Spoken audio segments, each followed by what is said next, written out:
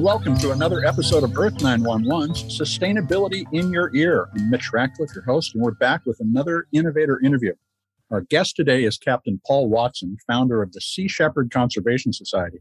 Paul's a controversial figure in the environmental world, and he recently released a short book, Urgent: Save Our Ocean to Survive Climate Change, in which he calls on readers to take action in their own lives through protest to change their relationship with nature.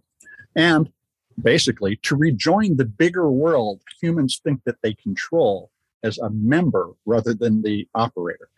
Like his career, during which he has worked with and then separated from Greenpeace and participated in direct actions to prevent whalers from killing whales and other extractive activities. The book is a challenge to readers to look reality in the face and acknowledge climate change is happening and then act to end the anthropocentric view that defines humans as the sole measure of value on Earth. It's a fascinating and short read, about 95 pages. You can get through this book in a couple hours. Let's jump into the deep end and talk about what we can do and must do to save the planet's ecosystem. Welcome to the show, Paul. How are you today? Oh, pretty good. Thank you very much. Well, hey, thank you for joining us. Now, you've been working to protect whales and sea life since the early 1970s. And early in the book, you recount a confrontation with a Russian whaling vessel and the death of a bull sperm whale who was defending an injured female. Can you tell us what happened and how did that lead you to the conclusion that our values are, and I'm quoting from the book, grossly and perversely insane? Well, that was in June of 1975, and I was the first officer on the Greenpeace voyage to intercept the Soviet whaling fleet, and we found them about 60 miles off the coast of northern California. Mm-hmm. And we had come up with this idea to protect them. We were reading a lot of Gandhi at the time, and we felt that all we had to do was put our bodies between the harpoons and the whales, and that would save the whales. And suddenly I found myself in a small little Zodiac with Bob Hunter, who was then president of Greenpeace. And I maneuvered the boat in front of the Soviet vessel, and they were bearing down on us at full speed. I could see the harpooner crouched behind the harpoon, and in front of us were 8 sperm whales that were fleeing for their life. And every time that the harpooner tried to take an aim, I would maneuver to block his aim.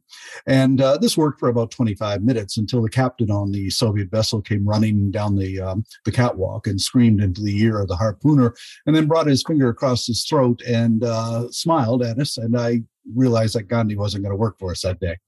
And a few moments later, there was this enormous explosion. This harpoon, 150-pound explosive-tipped harpoon, flew over our head and slammed into the backside of a female in the pod. And she screamed. That took us completely. We weren't aware that they could scream. And she turned on her side, a fountain of blood everywhere. And suddenly the largest whale in the pod rose up, slapped the water with his tail, and dove. And he swam right underneath of us and threw himself out of the water straight at the harpooner on the Soviet vessel to protect his pod. But they were waiting for him with an unattached harpoon. They loaded very quickly and fired at point-blank range, struck the whale in the head, and he fell back in the water, rolling in agony. And as he did so, I caught his eye, and he saw us. And he then dove, and I saw a trail of bloody bubbles coming at us real fast. And he came up and out of the water at an angle. So the next move was to fall down directly on top of us. And as his head rose up out of the sea, I was looking into this eye, an eye the size of my fist. And in that, I saw something which really changed my life, and that was understanding. The whale understood what we were trying to do, because I could see the effort he made to pull himself back.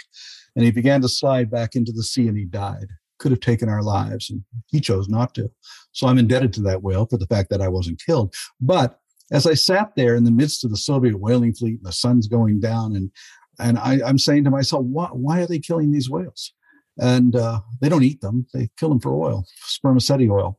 And one of the things that it was highly prized for by the Soviets was as a lubricating oil for the construction and maintenance of intercontinental ballistic missiles.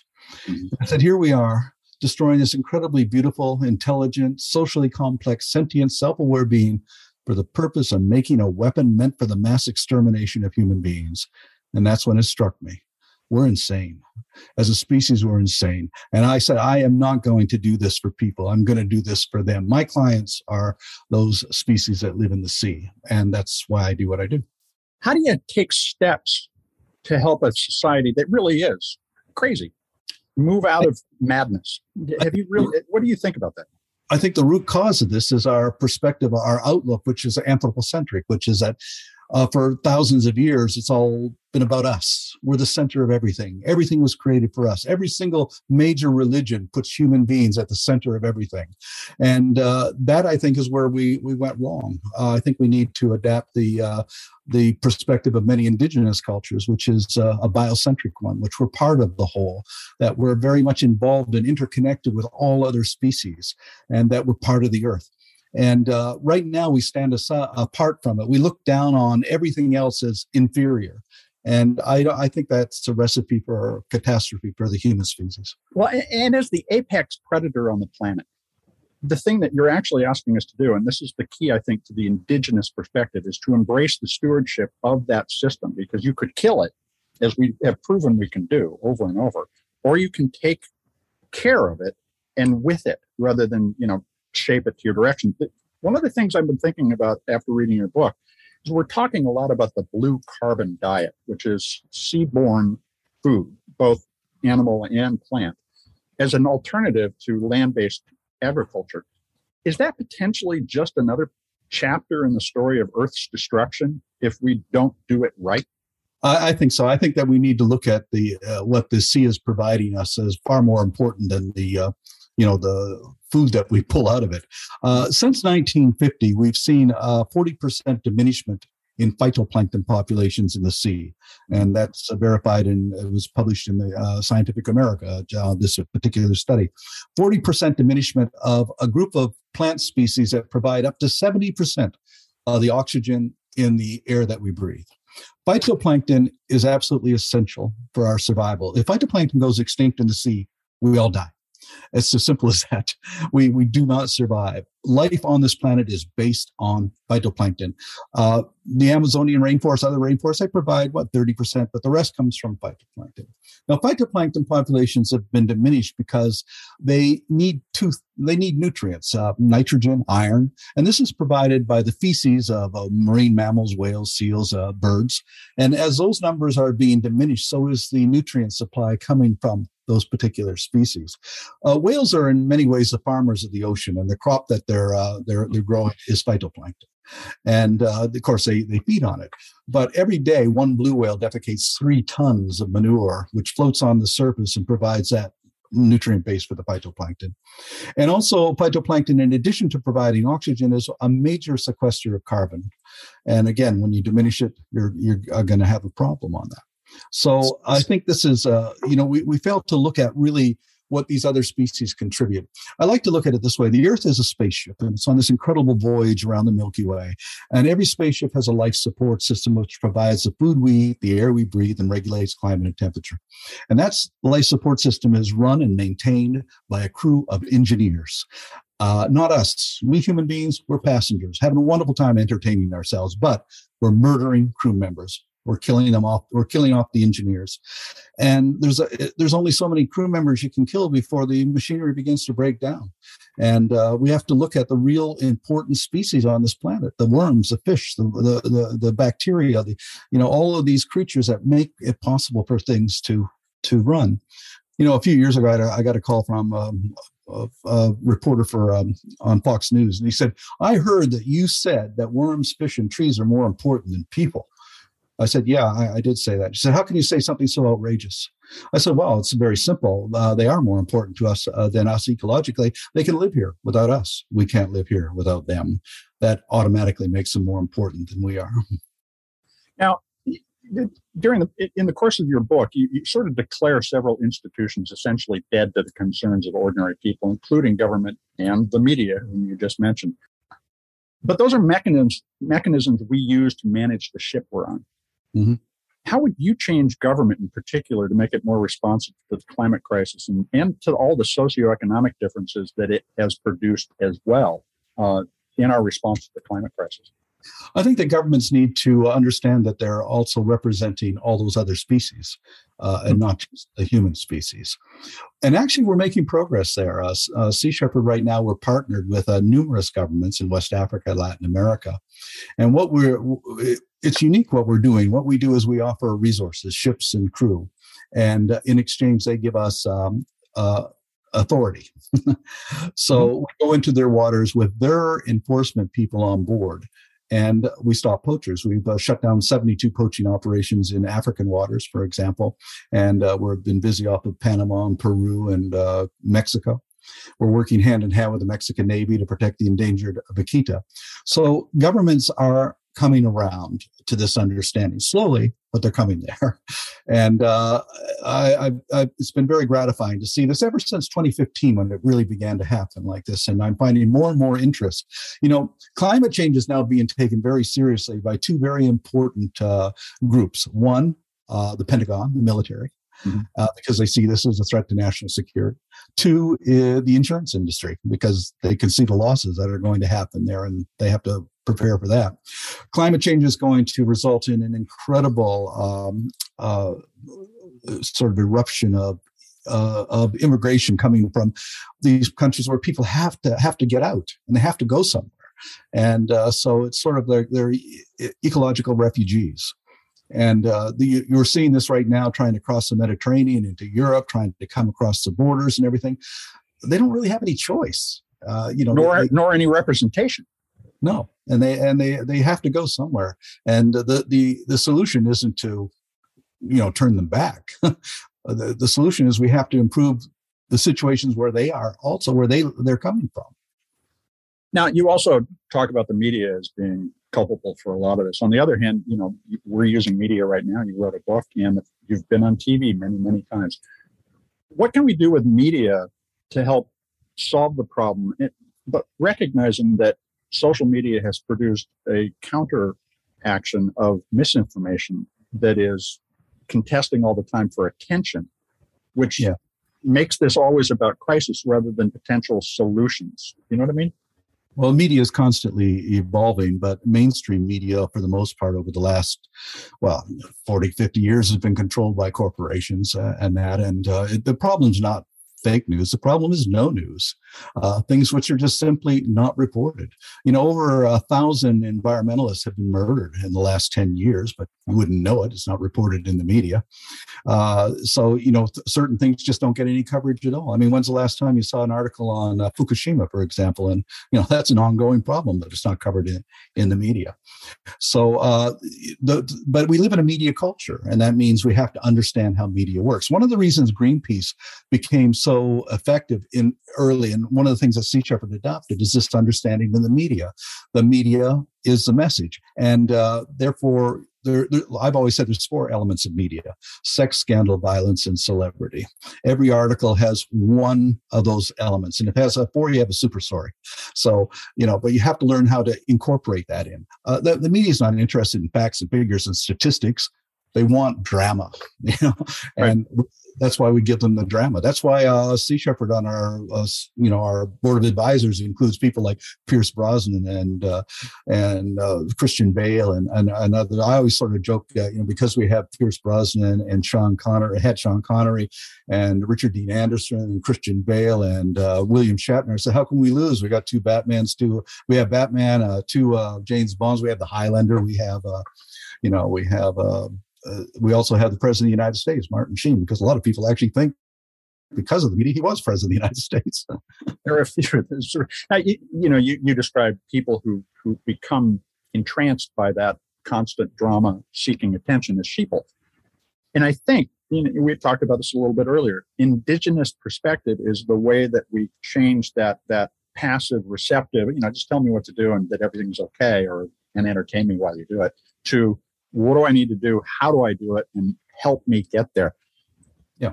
What do you think about using the media to create an indigenous conversation about our role? And not in terms of the difference between colonial and indigenous people, but to all of us become indigenous to the places that we live. Can we do that with good storytelling? I think that we should. Yeah, storytelling is a good way to approach that. When back in the 2006, I said, how are we going to get this situation about the killing of whales in Antarctica into everybody's living room? So I went to all of the networks and I said, look, you got the biggest show on Discovery right now is a bunch of guys going out into a very hostile and frigid environment to catch crabs every week. I'll give you men and women from all over the world going into a far more hostile, far more remote environment to save whales. Has to be more compelling than catching crabs every week. And and Whale Wars became the number one show on Animal Planet because of that. And so this, I think, is what people have to use the media in that way. I mean, again, the medium itself is so important. You know, we did Seaspiracy, the movie, and the reason that documentary was so successful was not just because of the documentary, but because we got it on Netflix. Mm-hmm. The same way Don't Look Up is on Netflix too. You're reaching people who would not otherwise even pay attention to the message. So it's not only just what you say, but in what medium you say it. So could you, thinking about that a little bit more, saving whales is great TV. Saving a tree or making a change in your purchasing habits is a little bit dull. Well, I think Louis Soros has made some good films. One, Racing Extinction, example, and he had another one on veganism and everything. And you know, he brings in celebrity sports people and everything, and he reaches people that way. So there are ways to do it, but you really have to incorporate a lot of these elements in order to get that story across. I've spent time with Louis, and I agree that the challenge for many of us is that we aren't celebrities or have connections to celebrities. And I mean, you know, I do, but it's not the key to doing Earth911. You know, another thing I wanted to dig into a little bit, and it's just a matter of the reality of our world, is that there's a lot of contradiction in your writing. And it's not bad contradiction. It's representative of the dilemma that we all face. So, for instance, you talk about steps people should take to reduce their impact, including not having children, but you recently had a child. What made you decide that was worth doing? I've never actually said that people shouldn't have children. I think I've always said that we have a responsibility in having children. Okay. And that means that if you're not prepared to devote 18 to 20 years of your life to raise a child and provide nurturing education and all that support, then you really have no business bringing a child into this world. It is the ultimate responsibility. So it doesn't matter how many children you have. It's how you are as a parent. You know, if a family has 4 children, for instance, and they give them proper education, nurturing, love, and everything, that's far more constructive than 1,000 parents having children that they don't even care about or think about. You know, a few years ago, I was talking to a fisherman in Alaska. I said, look, for no other reason, protect the fishery for your children and your children's children. And he looked at me and seriously said, well, in 5 years, my mortgage is paid. And after that, I couldn't give a damn. Why does somebody like that have children? Well, it's because it's what you do, Okay. So there again, that's an indigenous perspective, is that you take into account the entirety of your environment rather than just go, it's all about me. Yeah, you do. And the Iroquois have a saying that you make no decision in your life unless you take into account the impact of that decision on all future generations. That the child born 500 years from now is very much part of you as a child that was born 500 years before you. That's called the continuum of life, and that we're linked together through that continuum. I mean, if you ask the average North American or European, who's your great-great-great-great-grandmother's name? The year's 1500. What was her name? Well, I don't know. Why should I know that? But I actually do know the names of my friends. Some people do, yeah. But for the vast majority, don't, and don't care. But but it's quite common among, say, Aboriginals in Australia or the Yanomami and the Amazonia to know this. It's all passed down. They know that, and so this is something which I think has broken the continuum of life for a lot of people, is the fact that they don't know that. We've lost the greater context of our role, both in society and the world. Now, going on to another topic quickly. Like all of us, you're also an oil addict, and you frankly acknowledge that. You fly, you drive, you skipper a boat that burns oil, and it helps save whales. No, I have 12 boats, 12 ships. And so how are you thinking about how to break your oil habit? What kind of tips can you share with the folks listening to the show? Well, how we lower our carbon footprint is we go after poachers and shut down their ships, and that means less fuel is being burned than we're actually burning ourselves. The 72 ships that we've stopped off of Africa, another couple of dozen in the Indian Ocean, another half a dozen off of Latin America. These are ships that are no longer operating. So, we wouldn't have been able to catch them otherwise. Also, all our ships are vegan, which gives a lower carbon footprint in of itself. I've always said that a vegan driving a Hummer actually contributes less to greenhouse gas emissions than a meat eater riding a bicycle. But, because the meat industry is one of the largest producers of greenhouse gases, and that far more than the transportation industry. So changing our diet is certainly one of those things. I think it's essential. I think it's absolutely essential. Yeah. It was never meant for 8 billion carnivorous primates to be walking this planet. No, and in fact, it's the oil boom that has created that illusion of plenty. And the other thing, once fossil fuels collapse, and they will, the population decline will be accelerated greatly because humanity in its present situation cannot survive without that cheap energy. Well, in that longer term perspective, to look, back 500 years and realize there were so many fewer people, and yet those people had vital lives that led to ours, and we share the responsibility of having further vital lives that lead to more, is that hard choice that we finally have to come to terms with is, am I in this for myself or for the future? And as humans, we should be in it for the future. Back in the 1980s, I was an Earth firster. I was really fortunate to have spent some time with Edward Abbey at the time. And there's a declaration in your book that you are here to piss people off, to make waves and rock the boat. And you say parenthetically, and sometimes to actually sink a boat or two. That strikes me as a very Abbey-ian perspective. The question I've always wrestled with is, once you become a troublemaker and after you cause the trouble, then what? And this is always the challenge. We talk a little about the changes in government in the future, the changes in media, the changes in the way we think about things. How do you advise people to take action today to move from I'm pissed off to I'm going to change things for the better? Well, I think that people need to find out what their passion is, harness that passion to the virtues of courage and imagination, and have the confidence to know that you can really achieve incredible things if you just set your mind to do it. One person can change the world. I mean, look at Greta Thunberg, what she's managed to do, and how many people she's managed to reach, talking to world leaders and everything. She's a teenage girl. You can do this. You just and nobody should be able to deter you and say you can't do this. One of the things that I've done with Sea Shepherd is to instill in our volunteer crew, you can make a difference. And, I had an 18-year-old who was on my ship in 1979, and he comes to me and says, we got to do something about the way they're treating, primates in laboratories. I said, well, this is Sea Shepherd, Alex. We're not going to go in the laboratories, but why don't you do something? And he said, well, what can I do? I said, well, use your imagination. And he did. He went back to Maryland. He got a job in a laboratory. He spent a year documenting everything there, turned it over to the media, shut the laboratory down, and then he founded People for the Ethical Treatment of Animals. So PETA.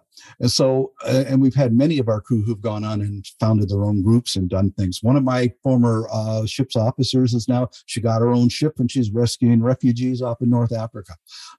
That was her passion. She followed it. And so that's what we try to encourage people to do.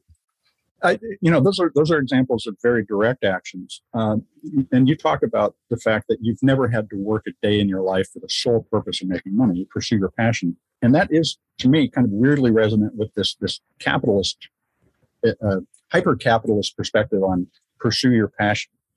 What jobs do you see emerging for folks who want to make a difference locally and continue to be prosperous in some sense? Are there new jobs that you're seeing? Are there new roles in society that you think we are not filling that folks should be looking at as a career option or as a life pursuit? Well, I always think that people should find, what do you want to do? What is your passion? And then make the job out of that passion, really, and so many, you can do that. I mean, if you want to protect trees, get involved in forestry. If you want to protect the marine environment, there's so many ways. You can oceanography, marine biology. You can get involved with aquaculture in a good way. I mean, you have to create your own reality that way. But we also have to recognize that each and every one of us, we're born into a hypocritical society, and we're all hypocrites. There's no way out of that. You have to. It's the basic human predicament. Yeah, you drive a car, you're a hypocrite.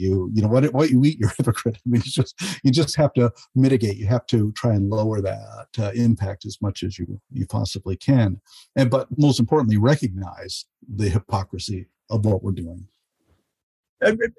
Obviously, you talk with a lot of organizations and a lot of people who are concerned about the environment. What kinds of and I'm hammering home on this a little bit because it's a practical question we get asked all the time is what could I do and fit it into my normal life? Do we need more research analysts? Do we need more environmental managers? What kinds of new roles in society are you surprised by and think are the right steps? Where would you go if you were 20 years old today to make a difference?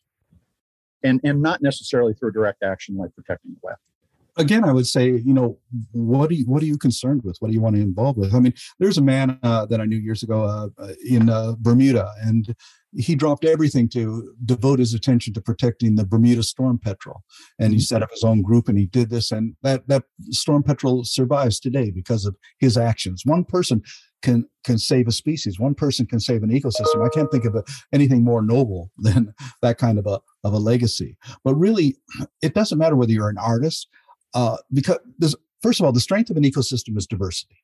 Therefore, the strength of any movement has to be diversity. That means whether your approach is litigation, legislation, education, direct intervention, science, whatever you're passionate about, pursue that and follow it. You can do a lot. If you want to get into government, get into government. If you want to get into law, get into law. But first of all, find out what you like, what you're good at, and pursue it. Paul, I want to thank you for spending time with us today. It's fascinating, and I look forward to continuing the conversation and continuing to read your books and watching what you're doing.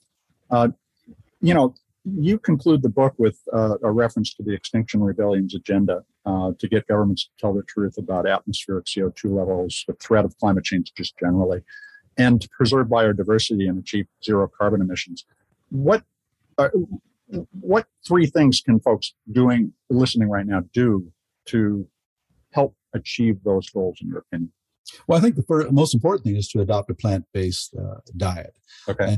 And to just get involved and pay attention and what does that look like to you? I mean, should I be writing my city council person, my state legislator? What matters? What do you think works? Well, if that's what you want to do, yes. Mm-hmm. If you feel that, everybody has to discover this on their own. But the other thing is that get out and know the world that you're living in. When I was teaching at Arts Center in Pasadena, I would say to my students, I want you to go out in the next few days and give me a list of every single non-human living thing that you come across.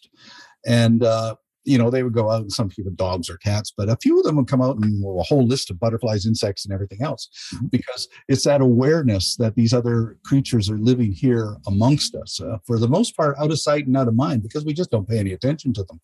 And I think that we really have to become intimately connected with the rest of the living world if we're going to survive. A form of mindfulness. Yes, absolutely. Okay. Well, Paul, I want to thank you again for taking time to talk with us today. It's been a pleasure. Okay. Thank you. We've been talking with Paul Watson. He is the founder of the Sea Shepherd Conservation Society, and you can find out more about Sea Shepherd Conservation Society at seashepherd.org. That's all one word, seashepherd.org. Do take some time to learn about Paul's work if you don't know it. Also, his new book, Urgent, Save Our Ocean to Survive Climate Change, is available on Amazon, at your local bookstore, if they in fact, they still exist, and check it out at Powell's as well. We're going to be back with another innovator interview soon. In the meantime, I hope you'll take a few minutes and share this podcast and others from Earth911 with everyone you know, so that we can get the world thinking about that mindful relationship with nature that Paul described. This is Earth911, Sustainability in Your Ear. I'm Mitch Ratcliffe, and we're going to be back soon. In the meantime, folks, take care of yourself, take care of one another, and let's all take care of this beautiful planet of ours. Have a green day.